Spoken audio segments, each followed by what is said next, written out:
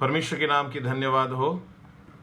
आज परमेश्वर ने हमें फिर से एक सुंदर अवसर दिए हैं कि हम परमेश्वर के वचन से कुछ बातों को सीखने का एक अवसर हम पा रहे हैं। प्रभु हम सबों को आशीष दे। प्रभु के लोगों, इस घड़ी हम परमेश्वर के वचन की सेवा में जाएंगे। इससे पहले कि परमेश्वर की वचन की सेवा में चले, आइए हम छोटा सा प्रार्थना करें। प्रार्थना के साथ परमेश्वर की वचन की सेवा में हम जाएंगे। सनातन विराट परमेश्वर, हम शुक्र करते हैं आज की इस वेला की सेवा के लिए। मालिक, तेरे वचनों से प्रभु जी हम बातें करने जा रहे हैं। इस घड़ी की सेवा हम हर एक के लिए प्रभु जी एक बड़ी आशीष की सेवा होने दे। तेरे बिना हम कुछ नहीं कर सकते हैं, तेरे बगैर हम कुछ नहीं कर सकते हैं। इसलिए प्रभु तू स्वयं अपने आप को हमारे लिए प्रकट कीजिएगा और वचनों से बातें करके हर एक को आशीष प्रदान कर दीजिए। तेरे हाथों में समर्पित होते हैं, आदर महिमा तुझे देते हैं। प्रार्थना यीशु के नाम से मांगते हैं, आमीन। लॉगिन करके चेक करो सब। हालेलुया। और जितने भाई बहनें इस घड़ी फेसबुक में ऑनलाइन हैं, आप सबों को प्रभु यीशु मसीह के नाम से मैं पास्टर जीतू लिमा बहुत बहुत साधुवाद और नमस्कार देता हूं। प्रभु आप सबों को बहुत आयत की आशीष दे। इस घड़ी जितने हैं आप फेसबुक में ऑनलाइन पर हैं, आप दूसरों को शेयर कर सकते हो, ताकि मकसद यह है कि बहुत सारे लोग इस सेवा में आशीषित होने पाए। क्योंकि हमारा मकसद है कि लोग लॉकडाउन में नील डाउन हो, और जैसे मैं कहता हूं ना, आज का दिन यहोवा ने बनाया, हम उसमें बाइबल स्टडी करें, आराधना करें और आनंदित हो। खाली आनंदित हो बोलने से लोग खा पी के आनंदित होते हैं, पी के आनंदित होते हैं और वगैरह वगैरह करके आनंदित होते। आज का दिन यहोवा ने बनाया है, हम इसमें आनंदित हो। प्रभु के लोगों, मैं आपसे कहना चाहूंगा कि परमेश्वर ने हमें इस अवसर दिया है, तो इसलिए मैं कहता हूं कि आप दूसरों को शेयर करो। जितने आपके कॉन्टैक्ट्स में हैं, जितने आपके ग्रुप में हैं, हर एक के साथ आप बांट सकते हैं, ताकि संदेश लोगों को मिले और लोग आशीषित होने पाए। Praise the Lord. परमेश्वर के नाम की धन्यवाद हो। आइए इस घड़ी हम परमेश्वर के वचन की ओर चलेंगे। प्रभु का वचन हमसे बातें करने पाए।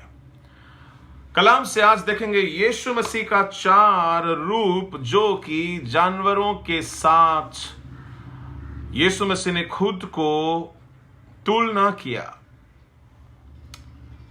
प्रभु के नाम की धन्यवाद हो। 4 जानवरों के बारे में आपके सामने रखूंगा, जिनका उदाहरण के रूप में मसीह यीशु की सेवकाई को सामने लाया गया है।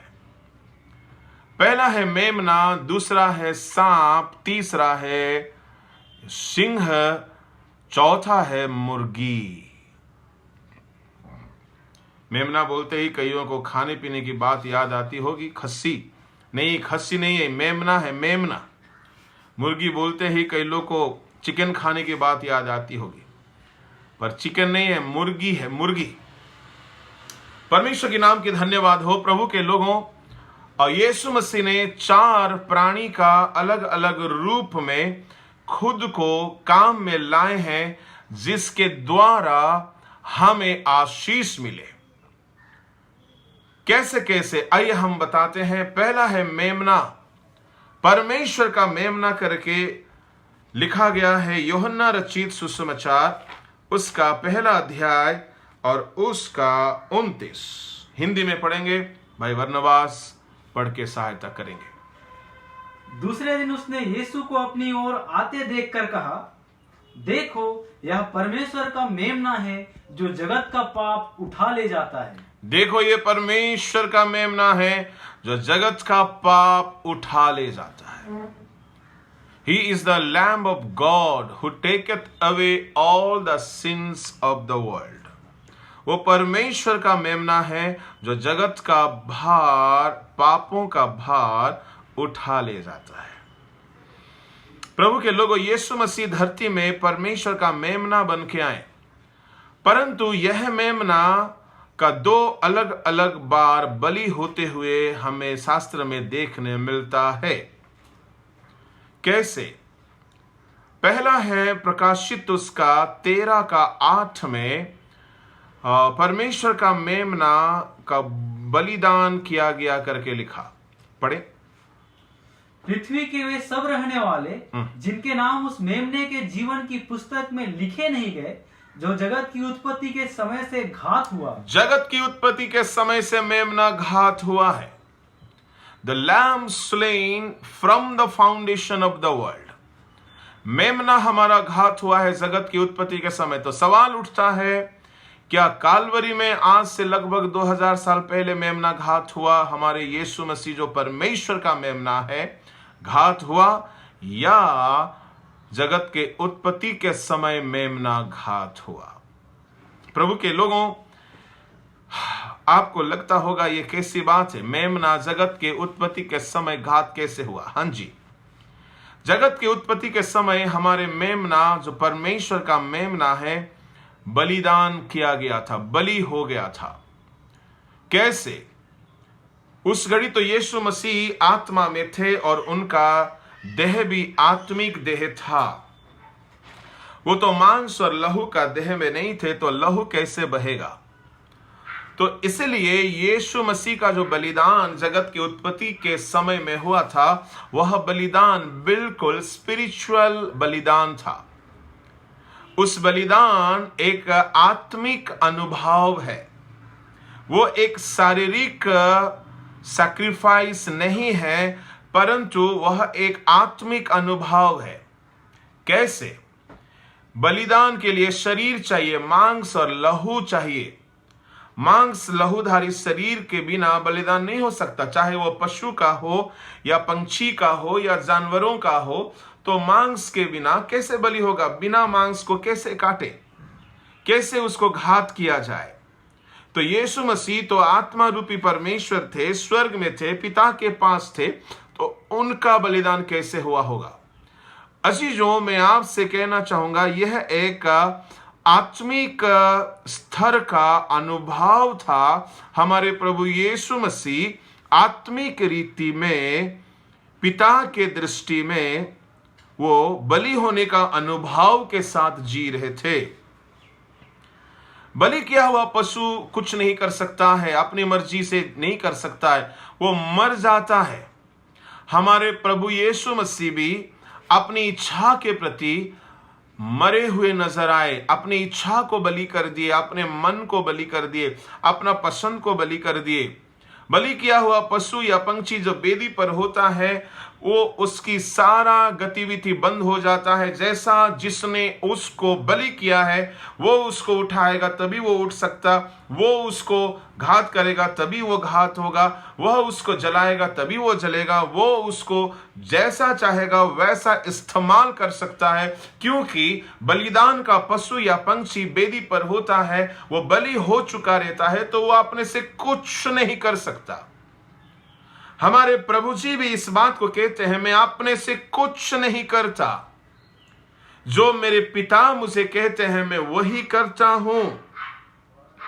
इसका मतलब है यीशु मसीह स्वर्ग में भी अपने मर्जी पे नहीं चल रहे थे, वो पिता की मर्जी पे चल रहे थे। इसलिए उनका जगत के उत्पत्ति के समय बलि होने का मतलब है पिता की इच्छा पर चलने का एक अनुभव, जो कि बलिदान किया हुआ पशु कभी भी अपने मर्जी से कुछ नहीं कर पाएगा, क्योंकि वो मर चुका है। तो यीशु मसीह अपनी इच्छा के लिए बलि हो गए थे, इच्छा उनका वो मार दिए थे। यह एक आत्मिक अनुभव है, जिस अनुभव के साथ वो जगत की उत्पत्ति के समय से दुनिया में आने के समय तक, क्रूस पर बलि होने के समय तक, उसी अनुभव के साथ वो जिंदगी बिताए। प्रभु के लोगों, इसी का बिल्कुल एक सटीक दृष्टांत जो परमेश्वर ने इस्राएलियों से कहा करने के लिए, वह लिखा है निर्गमन के किताब उसका 12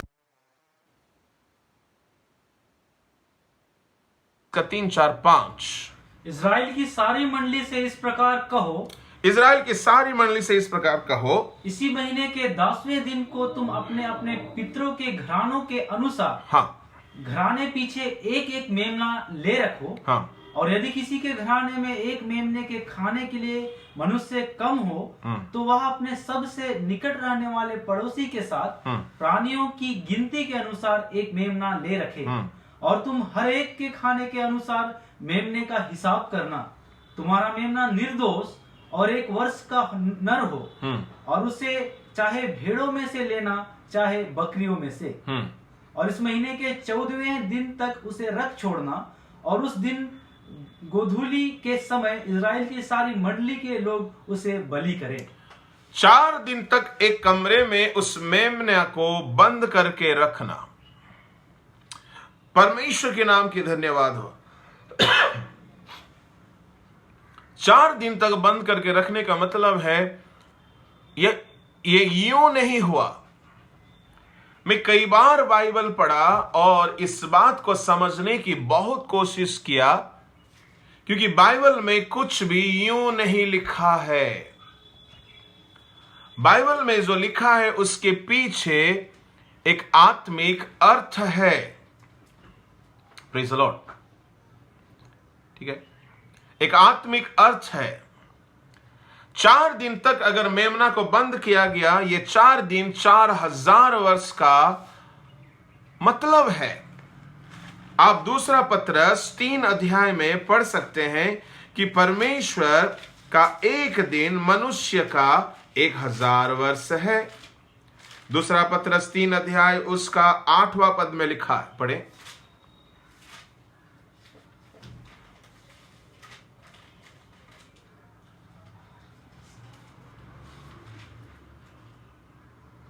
हे प्रियो, यह बात तुमसे छिपी ना रहे, ये बात तुमसे छिपी ना रहे कि प्रभु के यहाँ एक दिन 1000 वर्ष के बराबर है। प्रभु का एक दिन 1000 वर्ष के बराबर है। बस 4 दिन तक मेमना को कमरे में बंद करके रखा गया। यह बात का मतलब है यीशु मसीह को भी 4 दिन तक बंद करके रखा गया। कैसे? एक दिन अगर 1000 वर्ष है, हमारा 1000 वर्ष परमेश्वर का एक दिन है। यानी जगत का उत्पत्ति से यीशु मसीह का धरती में आने तक 4000 वर्ष है। इस 4000 वर्ष तक यीशु मसीह को मानो कि एक कमरे में बंद करने से जैसा मेमना कहीं भाग नहीं सकता, कहीं अपनी मनमानी नहीं कर सकता, तो मेरा प्रभु जी भी जगत के उत्पत्ति के समय भी अपने मर्जी से कुछ भी नहीं किए, मानो कमरे में बंद पड़े हैं। जिसने उनको बंद करके रखा है उसके मर्जी के लिए जी रहे हैं। तो उसी का मतलब को लिखा गया है प्रकाशित 13 का 8 में, जगत के उत्पत्ति के समय मेमना घात किया गया। घात किया गया मेमना की तरह, वो बलि किया गया मेमना की तरह। वह अपने आप को पिता की मर्जी के लिए सौंप दिए, वह अपनी मर्जी के लिए नहीं जिए हैं। हालेलुया। प्रभु हमें आशीष दे। मेरे प्रभु के लोगों में आपसे कहना चाहूंगा, थोड़ी देर आप गौर फरमा के रहे। Praise the Lord. Hallelujah.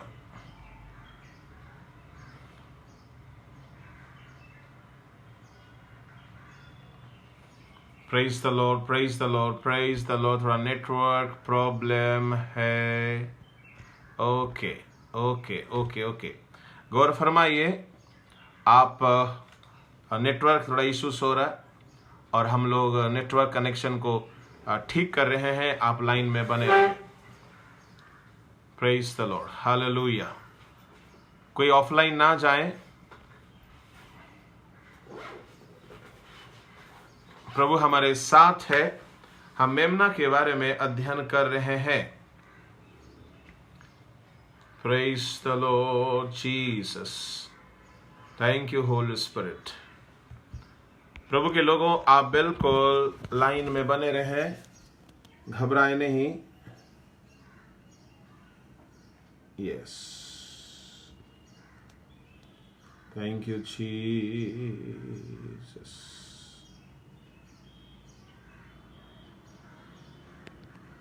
Praise the Lord.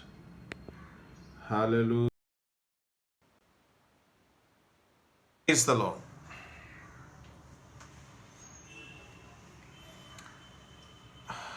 परमेश्वर के नाम के धन्यवाद हो. थोड़ी सी नेटवर्क गड़बड़ी हो रही थी, हमने फिर से उसको रिकनेक्ट करवा दिया.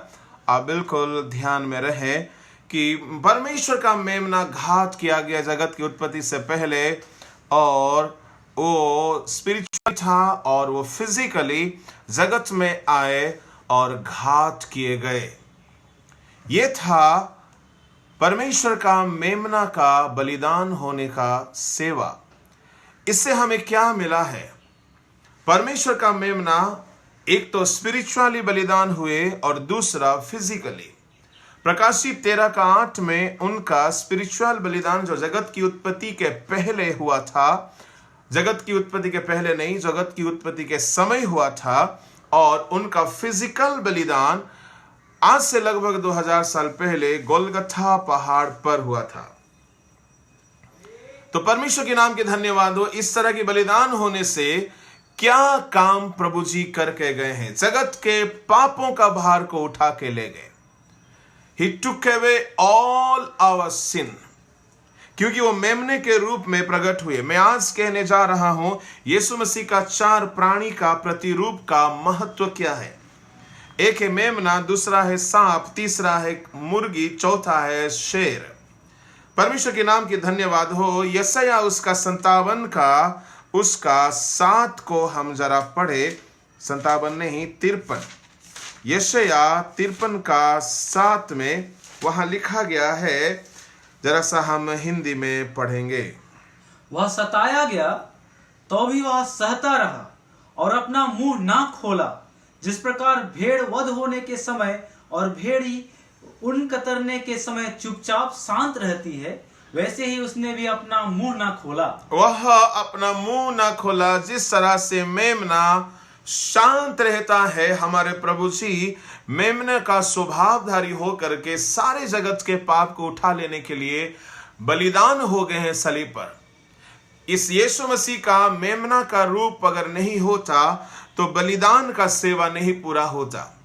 क्योंकि सारे जगत के पाप का प्रायश्चित के लिए मेमना या बकरा या पंडूक या कबूतर का जरूरत था. क्योंकि इन्हीं प्राणियों को बलि किया जाता है, और इन प्राणियों में से मेमना जो है सबसे नम्र और सबसे एक शाश्वत प्राणी माना जाता है.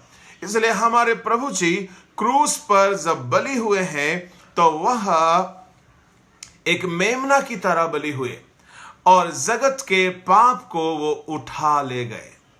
अच्छी जो यीशु मसीह का बलिदान होने से हमारे विवेक में हमें शुद्धता मिलती है.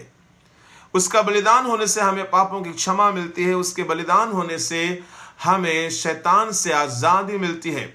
अगर वो मेमना धरती में नहीं आते, हमारे पापों का भार उठा लेने वाला कोई नहीं होता.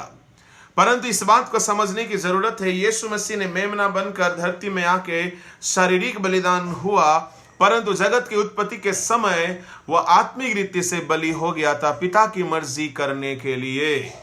परमेश्वर के नाम के धन्यवाद हो. ये था यीशु मसीह का मेमना का प्रतिरूप और उसकी सेवकाई. दूसरा, यीशु मसीह खुद को एक सांप के साथ तुलना करते हैं. सांप एक बड़ा घातक जानवर है, बड़ा जहरीला जानवर जरूर है, परंतु हमारे यीशु मसीह वह सांप नहीं है जो दूसरों को घात करते हैं, परंतु हमारे प्रभु जी वह सांप है जो कि जहर को हटा देते हैं, मृत्यु को दूर करते हैं. यूहन्ना का सुसमाचार उसका 3 अध्याय और उसका अगर हम पढ़ेंगे 14 पद में लिखा है. और जिस रीति से मूसा ने जंगल में सांप को ऊंचे पर चढ़ाया, उसी रीति से अवश्य है कि मनुष्य का पुत्र भी ऊंचे पर चढ़ाया जाए। जिस रीति से मूसा ने सांप को ऊंचे पर चढ़ाया, अवश्य है मनुष्य का पुत्र भी ऊंचे पर चढ़ाया जाए। इसका मतलब है यीशु मसीह अपने आप को उस पीतल के सांप की तरह, मूसा ने क्या किया था, अगर गिनती का किताब पढ़ेंगे 21 अध्याय उसका 8 और 9 में, जब लोगों को जहरीले सांप ढसने लगा, तब मूसा ने यह काम किया। परमेश्वर के आदेश के अनुसार परमेश्वर ने ही सांप भेजा था। क्यों मालूम है? लोग मूसा के खिलाफ, परमेश्वर के खिलाफ कुड़कुड़ाने लगे, चुगली करने लगे, निंदा करने लगे। इसलिए हर चुगलखोरों सावधान हो जाओ, आपके लिए परमेश्वर का सांप आकर के आपको घात कर सकता है, परंतु जो मन फिराएंगे, पश्चाताप करेंगे, उनके लिए परमेश्वर प्रबंध करता है। इसलिए परमेश्वर ने, इजरायलियों ने पश्चाताप करके जब मूसा के पास लौट आए, तो परमेश्वर ने मूसा से कहा एक पीतल के सांप को बनाना और उसके खंभे में खड़ा करना। और जैसे पीतल के सांप को बनाया गया, उसको खंभे में बांध करके मूसा ने उसको खड़ा किया, ताकि जो कोई उसे देखे उस पर जहरीले सांप का असर ना हो, मौत से बच जाए। परमेश्वर के नाम की धन्यवाद हो। अजीजों, यीशु मसीह वह पीतल का सांप है, जहरीला सांप नहीं है। यह सांप का विष को हरण करने वाला सांप है। यीशु मसीह कब पूरा किया? क्रूस पे जब वो उठाया गया, उसके शरीर को कीलों से मारा गया, उसके हाथ पैरों को कीलों से जड़ा गया और उसको उठाया गया, ताकि जो कोई उस पर विश्वास करे, उस पर गौर करे, उसको दिल में ले, उसका नाश ना हो परंतु उसका उद्धार हो। इसका मतलब है हमारे प्रभु यीशु मसीह एक ऐसा सांप का रूप धारण किए जो कि सारे जगत के लोगों का मृत्यु को हटाकर जीवन दे सकते हैं। क्या ही धन्य है वह जो उस क्रूस की ओर निगाह रखते हैं, नजर लगाते हैं और उस पर विश्वास करते हैं। वो नाश नहीं होंगे, वह नरक नहीं जाएंगे, वो उद्धार पाएंगे और उनको जिंदगी मिलेगी। वे उद्धार पाकर के अनंत जीवन के मिरास की अधिकारी होंगे। यीशु मसीह का तीसरा रूप है यहूदा का शेर है। प्रकाशित वाक्य उसका 5 अध्याय का 5 में लिखा है, वो यहूदा का शेर बनकर जी उठा है। पढ़िएगा जल्दी। इस पर उन प्राचीनों में से एक ने मुझसे कहा, मत रो, देख यहूदा के गोत्र का वह सिंह जो दाऊद का मूल है, उस पुस्तक को खोलने और उसकी 7 मोहरें तोड़ने के लिए जयवंत हुआ है। पुस्तक को खोलने, मोहरों को तोड़ने के लिए जयवंत व्यक्ति का जरूरत है। इसका कई स्पिरिचुअल मीनिंग है। आप अगर किसी सील को ही वचनों को खोलना चाहते हो, परमेश्वर की वचनों की भेदों को आप समझना चाहते हो, विजयी जिंदगी जियो, पाप के ऊपर जयवंत बनो, तभी आप खोल सकते हो। यीशु मसीह ने मोहर लगाई हुई 7 मोहर लगाई हुई किताब को खोलने के लिए वो यहूदा का शेर बनकर के विजयी हुआ है। इसका मतलब है अजीजों, यीशु मसीह जब गोलगथा के सलीब पर बलिदान हो रहा था, मेमना बन के हो रहा था, परंतु जब वो जी उठा, वो यहूदा का शेर बन के जी उठा है। हमारा यीशु मसीह का ये शेर होने का जो अनुभव है, ये उनका ओवरकमिंग लाइफ है। यानी हम हर एक के लिए एक शिक्षा है, प्रेरणा है। अगर हम पापों के ऊपर जय पाते हैं तो हम भी शेर के बच्चे हैं। अगर मेरा प्रभु जी शेर है तो हम भी शेर के बच्चे हैं, परंतु वो नहीं शेर के बच्चे जो नाम के लिए ईसाई है, नाम के लिए क्रिश्चियन है, परंतु पापों के ऊपर जय नहीं पाते हैं। अगर आप झूठ के ऊपर जय नहीं पाए हो, जिस्मानी अभिलाषा के ऊपर जय नहीं पाए हो, शैतान की अभिलाषाओं के ऊपर जय नहीं पाए हो, सांसारिक मोहमाया के ऊपर जय नहीं पाए हो, तो अभी तक आप यहूदा का सिंह के समान आप सिंह नहीं बने हो, शेर नहीं बने हो। प्रकाशित 2 अध्याय 3 अध्याय में 7 कलीसिया को बार बार कहा गया है कि जो जय करेगा, जो जय पाएगा, जो जय पाएगा, उससे मैं गुप्त मन्ना दूंगा, जीवन का पेड़ का फल खिलाऊंगा, उससे अपने सिंहासन पर बैठाऊंगा और उसका नाम नया होगा, वगैरह वगैरह आशीषों को परमेश्वर ने कहा है। मैं आपसे कहना चाहता हूं, जो जयवंत है उनको ही परमेश्वर सिंह के समान देखता है। यीशु मसीह यहूदा का शेर बना क्योंकि वो मृत्यु को जय पाया, शैतान को जय पाया, शैतान के सारे युक्ति पर जय पाया और वो यहूदा का शेर बना है। प्रभु के लोगों में आपसे कहना चाहता हूं, यह था यीशु मसीह का तीसरा रूप जो हमें शिक्षा देता है कि हम जयवंत बने, हम जयवंत बने, क्योंकि जयवंत लोगों को लेने के लिए यीशु मसीह आ रहा है। जयवंत कलीसिया को लेने के लिए यीशु मसीह आ रहा है। परमेश्वर के नाम की धन्यवाद हो। वो साधारण कलीसिया को लेने के लिए नहीं आ रहा है, वो जयवंत कलीसिया को लेने के लिए आ रहा है। इसका मतलब है वह जो शेर के समान है उन्हें लेने के लिए आ रहा है।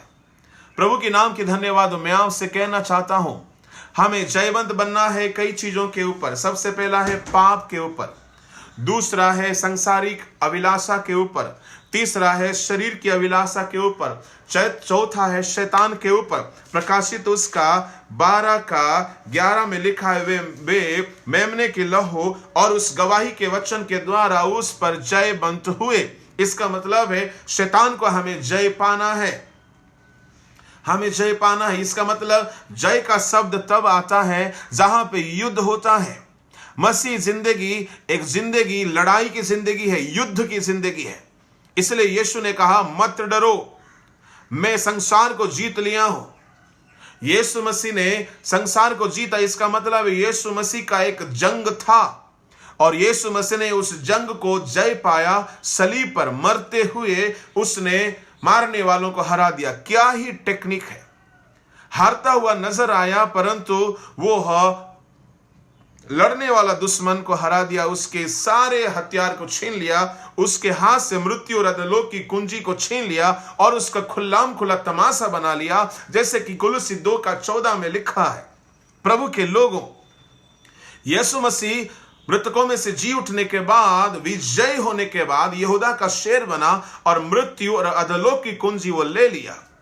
आज बहुत से लोग बहुत सारी बातें कहते हैं, ये शैतान, ये कोविड-19 की महामारी फैला रहा है। मैं आपसे कहना चाहूंगा, अगर कोविड-19 की महामारी शैतान की तरफ से है तो शैतान किसी को मृत्यु नहीं दे सकता, क्योंकि मृत्यु की कुंजी हमारे यीशु मसीह के पास है।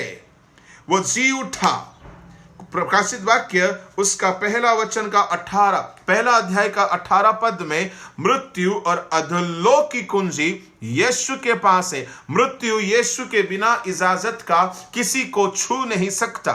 इसका मतलब है महामारी हो या किसी और हादसा हो, अगर किसी का मृत्यु होता है तो मृत्यु की कुंजी जिसके पास है उसी की तरफ से मृत्यु आ सकती है।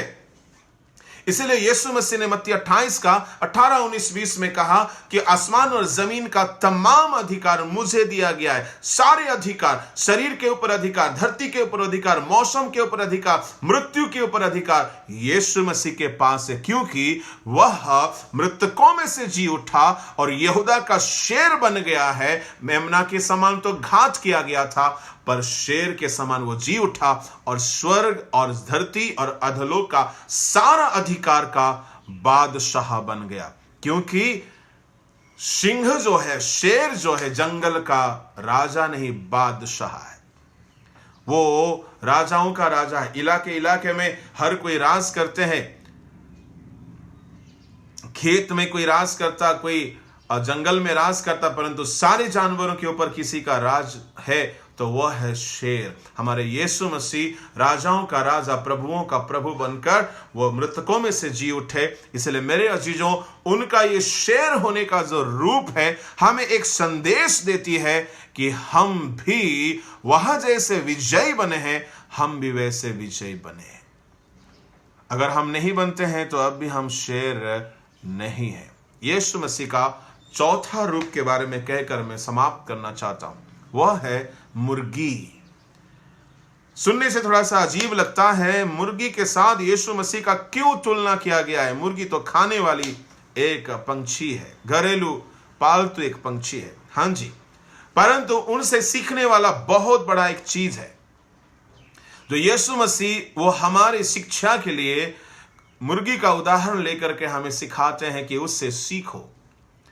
मत्ती 23 अध्याय उसका 37वां पद में लिखा है, हम पढ़ के सुनेंगे।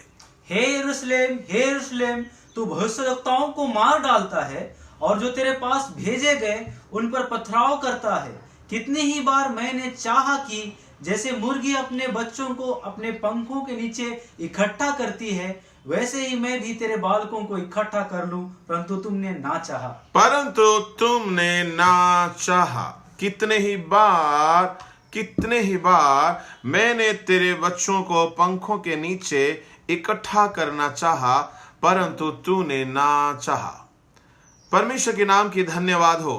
प्रभु के लोगों, हमारे परमेश्वर एक मुर्गी की तरह हम सब के लिए खुद को प्रकट किए, ताकि हम सब का कल्याण हो, हम सब का उद्धार हो, ताकि हम हर कोई इकट्ठे हो जाए, हम हर कोई उसके पंखों के नीचे इकट्ठे होकर के रहे। परमेश्वर के नाम की धन्यवाद हो। मुर्गी का 2-3 विशेष स्वभाव है। पहला स्वभाव है कि मुर्गी अपने पंखों के नीचे बच्चों को इकट्ठा करती है। परमेश्वर के नाम की धन्यवाद हो। दूसरा, मुर्गी अपने बच्चों की सुरक्षा देती है। तीसरा, जो कि सबसे पहला होना चाहिए, कि मुर्गी अपने बच्चों को जन्म देने के बाद 2 प्रोसेस में उनको बाहर लाती है। कैसा?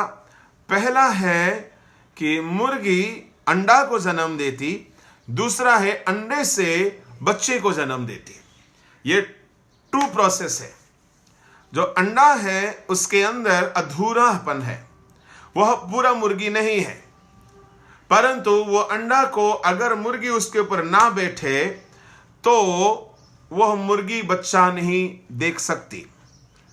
तो प्रभु के लोगों, मैं आपसे कहना चाहूंगा, एक स्पिरिचुअल रियलम में हमें दोबारा जन्म लेना होगा। एक बार हम जन्म तो लेते हैं, परंतु हमें दोबारा जन्म लेने की जरूरत है। बाइबल में 7 जन्म के बारे में लिखा गया है। किसी घड़ी वक्त होगा तो मैं आपको इन सारे जन्म के बारे में बताऊंगा, परंतु आज समय नहीं है। मैं एक ही टॉपिक में रहना चाहता हूं। परमेश्वर के नाम की धन्यवाद हो कि यहां पर मुर्गी अंडा को जन्म देता, अंडे के ऊपर बैठता, और ये सांसारिक मानना है, लोगों ने इसको देखा है, लगभग 3 हफ्ता मुर्गी जो है अंडे के ऊपर बैठती है, ना खाना खाती, ना घूमने जाती, ना पीना पीती है, परंतु उसके ऊपर बैठे रहती है जब तक कि उस अंडे में से बच्चा बाहर ना आए।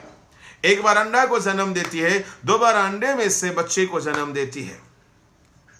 हमारी जिंदगी में भी इसी तरह प्रभु यीशु मसीह हम पर जब तक अपने आप का उस्मता को असर होने नहीं देंगे, तो हमारे जीवन में यीशु के समान हम शक्ल, यीशु का स्वरूप, उसका समानता हमारी जिंदगी में नहीं आएगा।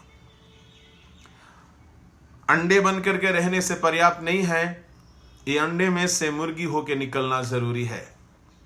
प्रभु के नाम की धन्यवाद हो।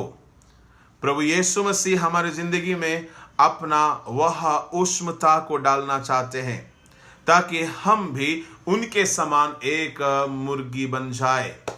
प्रभु के लोगों, यीशु मसीह मुर्गी की तरह, जो मेन मिशन था यीशु मसीह का, कि लोगों को इकट्ठा करना अपने पास। आप देख सकते हो पंखों के नीचे मुर्गी किस तरह से बच्चों को इकट्ठा करती। कब इकट्ठा करती है? जब खतरा रहता है। हमको किससे खतरा है? जो प्रभु जी हमको इकट्ठा करना चाहते हैं। हमको खतरा है शैतान से, हमको खतरा है पाप से, हमको खतरा है दुनिया की अभिलाषाओं से। इसलिए प्रभु जी हमें अपने क्रूस के नीचे इकट्ठा करने का काम किया है।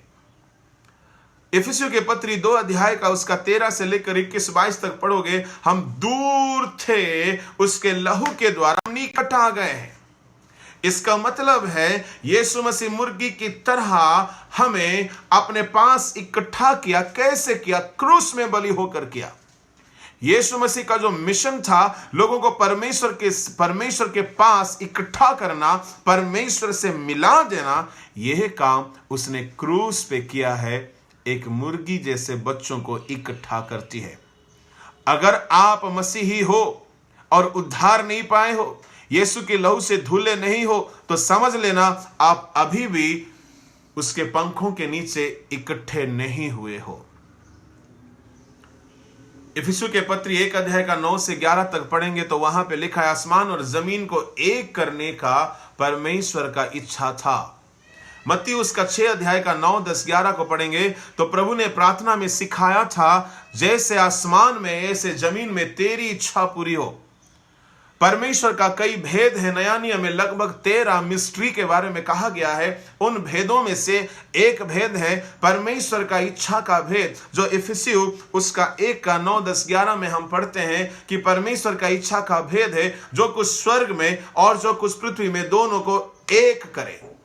इसका मतलब है जैसे आसमान में पवित्रताई है, आसमान में परमेश्वर के दूत लोग आराधना करते हैं, ऐसे धरती में भी आराधना हो, धरती में भी पवित्रताई का काम हो। तो आसमान और जमीन को एक करना, पापियों को परमेश्वर के पास लाना, इकट्ठा करना, तभी यह काम संभव हो सकता है। जिस दर्शन को याकूब ने देखा था कि आसमान से जमीन तक एक सीढ़ी लगी हुई है और वहां से फरिश्ते नीचे आते और यहां से ऊपर जाते हैं, यह अनुभव यीशु ने सलीब में कर दिखाया।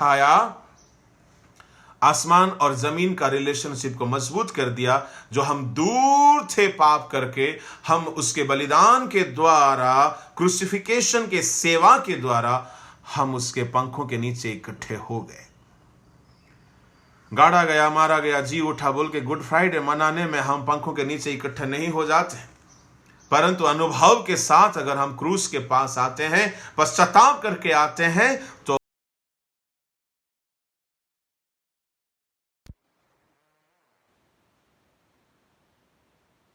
जिंदगी का सबसे बड़ा उद्देश्य इकट्ठा करके रखना, और उसके साथ ही साथ इस इकट्ठे करने के पीछे और एक काम वो कर लेता, सुरक्षा देता।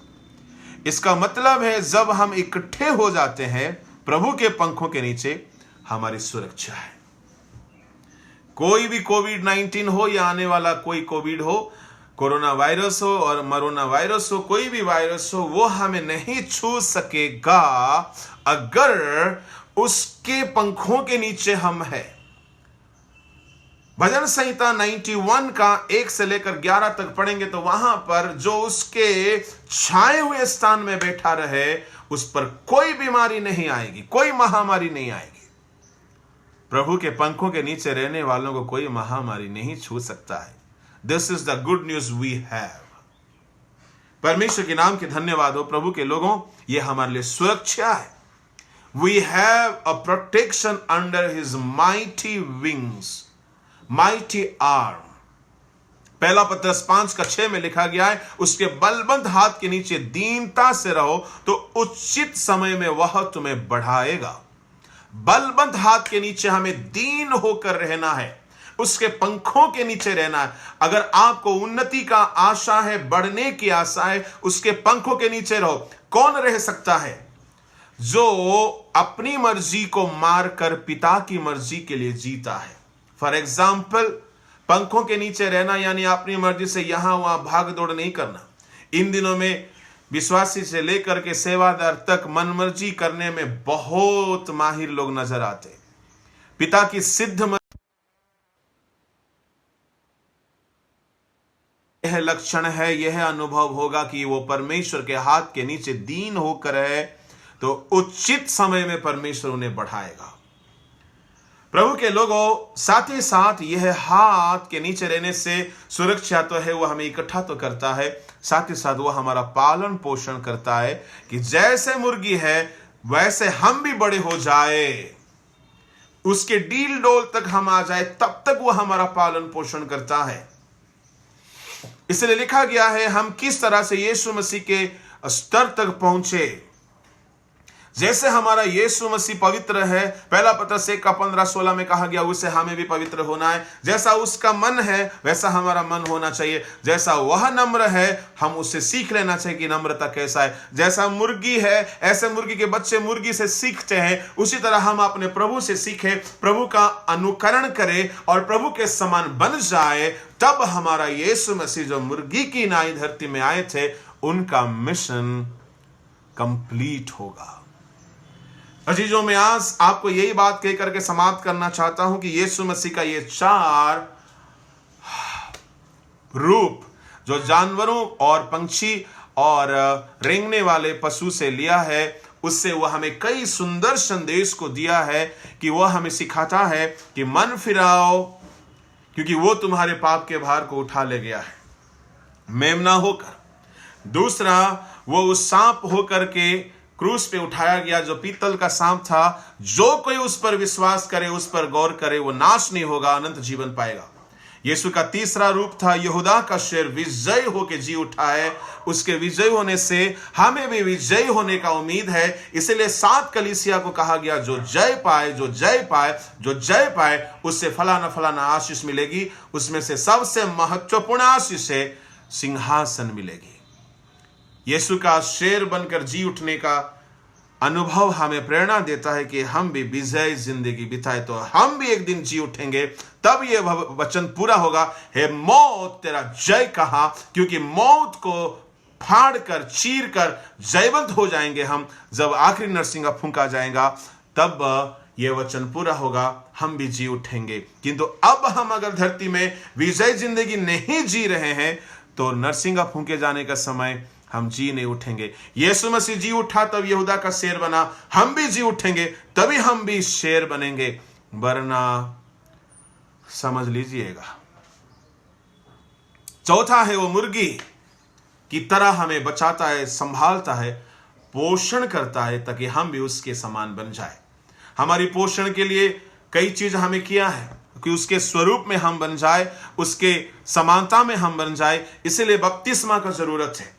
रोमी 6:3-4 में उसके समानता में अगर हम गाड़े गए तो उसके समानता में हम जी उठेंगे। तो उसके समानता का अनुभव आना है तो बपतिस्मा लेना जरूरी है। उसके समानता में आने के लिए हमें पवित्र आत्मा पाना जरूरी है। 2 कुरिन्थी 3:17-18 में हम अंश अंश करके उसके स्वरूप में बदलते जाते हैं। यह आत्मा के द्वारा होता है। Unless you have received the Holi spirit you will not be transformed like him.